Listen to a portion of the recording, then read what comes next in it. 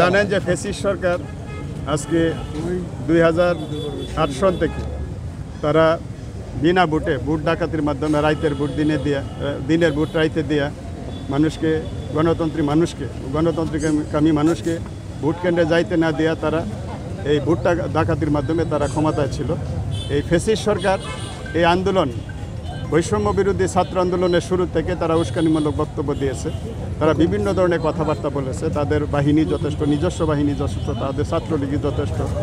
তাদের এই ফ্যাসিস্ট সরকারের প্রধান শেখ হাসিনা, ওবায়দুল কাদের, স্বরাষ্ট্রমন্ত্রী কামাল সহ হাসান মাহমুদ সহ অনেকেই তারা উস্কানিমূলক বক্তব্য দিয়েছে। তাদের পরিষ্কার বলেছে যে এদেরকে প্রতিহত করতে হবে, এদেরকে হত্যা করতে হবে, বৈষম্য বিরোধী আন্দোলনে যারা আছে।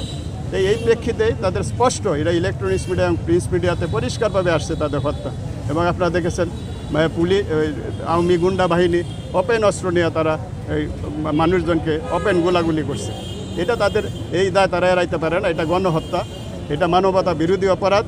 এবং এটা শুধু খুন না, এটা একটা পরিষ্কার একটা মানবতা বিরোধী অপরাধ এবং এটা গণহত্যা। এই গণহত্যার বিচার আমরা বাংলাদেশের প্রত্যেকটা নাগরিক, গণতন্ত্রকামী নাগরিক চাই, আমরা চাই, ময়মনসিংহবাসী চাই।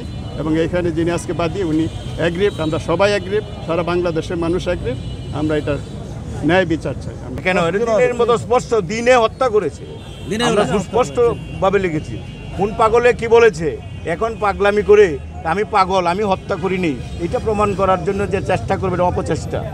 আমরা মহিতুর রহমান সাথে হত্যাকারী, তার আগ্নেয়াস্ত্র দিয়ে সাগরকে গুলি করেছে, হেলুবাতারি গুলি করেছে বিভিন্ন দিকে, তার দূষররা করেছে, তার ভাই উষান করেছে।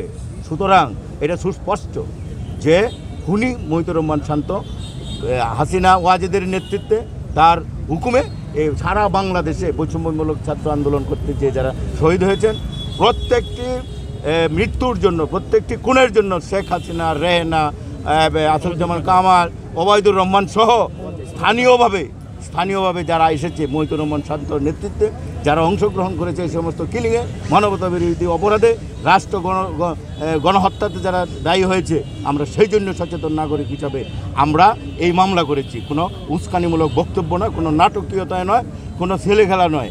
আমরা সঠিকভাবে সিদ্ধান্ত নিয়ে আমরা সত্য ঘটনা বাহির করে সর্বোচ্চ শাস্তি, মৃত্যুদণ্ড দেওয়ার জন্যই আমরা সেই মামলা করেছি।